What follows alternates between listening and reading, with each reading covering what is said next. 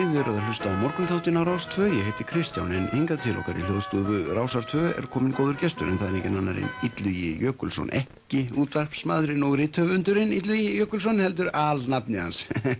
Skemmtileg tilviljun, jæja. Hvað það? Illugi þessi sem hingaði kominn í forsvari fyrir nýstofnuð samtök fólks sem neitar að fara í bað. Velkomin, Illugi. Þakka þér fyrir. Samtök fólk sem neitar að fara í bað. Hvað getur þú sagt mér um þau samtök? Nú, þetta samtök fólk sem neitar að fara í bað. Snafíp, segir það sig ekki sjálft. Já. Nú neitið þið að fara í bað? Já. Af hverju? Af því að við viljum ekki fara í bað. Já, einmitt. Af hverju neitið þið að fara í bað? Af því að við viljum ekki fara í bað. Já. Nú hefði maður ekki haldið að ástæða væri til að stofna samtök fólk sem vill ekki fara í bað. Hvað vakir fyrir ykkur með stofnun þessara samtaka? Nú, að vekja fólk til umhugsunar réttindi þeirra sem neita sér að fara í bað. Við verðum fyrir aðkasti annar og svona, og það er stöðugt fyrir að níðast á okkur, tala um að þessi vond lykt á okkur og svona, og segja má að við búum við skert mannréttindi af því að við neitum að fara í bað. Af hverju neitið að fara í bað? Við viljum ekki fara í bað. Þarf ég eitthvað að afsaka það? En nákvæmlega þetta sem ég að tala um. Það ráðist á okkur og komið fram við okkur eins og okkur viðundur. Við þurfum eitthvað að skammast okkur fyrir að vera það sem við erum og vilja það sem við viljum. Eða öllu heldur vilja ekki það sem við viljum ekki. Sem sagt að fara í bað. Já. Hvernig er það? Hafa farið fram einhverja rannsóknir á því hvaða áhrif það hefur á fólk að fara í bað? Eða öllu heldur að sem sagt fara ekki í bað? Eða sem sagt hvort að breyta einhverju sambandi við heilsu eða vellíðan einstaklings, hvort hann fer í bað eða ekki? Það veit ég ekki. Þetta á sér sem sagt engar þannig forsendur. Það er ekki af heilsufars ástæðum fyrir ekki. Aðeins að fá að opna glugga, það þungt loft inni. Af hverju þarf að koma fram við hérna eins og eitthvað viðundur? Ég vil bara ekki fara í bað. Mér finnst það vont. Mér leiðist að bleita mig.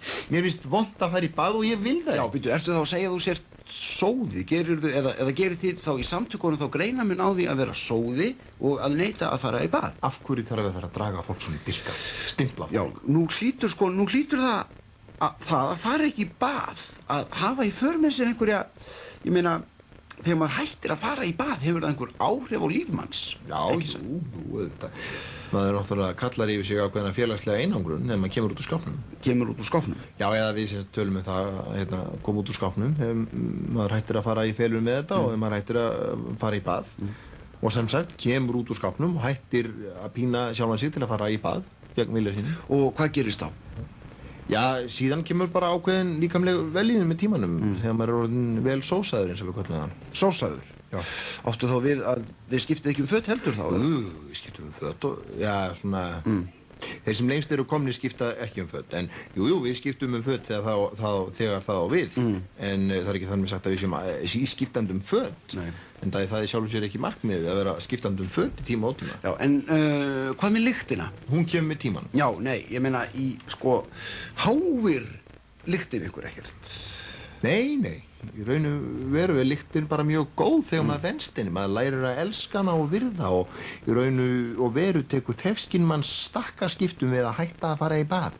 Í raun er þetta sjálfsuppbyggjandi að fara ekki í bað. Að kynnast manns eigin líkamslykt og þykja vænt um hana. Það er bara partur af því að þykja vænt um sjálfan sig. Að fyrirverða sig ekki fyrir manns eigin líkamslykt. Með því að vera alltaf að þvo hana af sér. Það er nú bara að fyrirverða sig fyrir sjálfan sig. Já, finnst mér. Já, en nú er ólykt af þér. Nei, það er náttúrulega bara hreinir fordómar að segja svona. Lykt er náttúrulega bara smekksættir. Það er ekki einu sinni smekksættir, það leggur af þér svitastækjuna, þú ángar af úlnum líkamsvessum. Þetta er nú bara dæmigerst fyrir viðhorf þjóðfélags í hnotskurn. Meiri gúrkutíðin. Þegar maður þarf að draga hér í innantómu viðtöl einhverja skítbuksa, lúsa, blesa sem ánga eins og fjóshaugur bara því að þeir hafa ekki haft ræn og að þvo sér í nokkur ár og þykast vera eitthvað merkilegi fyrir bragðið. Vertu úti. Já, en ég vil vera í viðtali. Já, það er ekki hægt, vertu úti. Ég neita. Já, ef þú ferð ekki þá þvægið þér. Já, nei, þá er ég bara farinn. Já, vertu sæll. Já, það er það.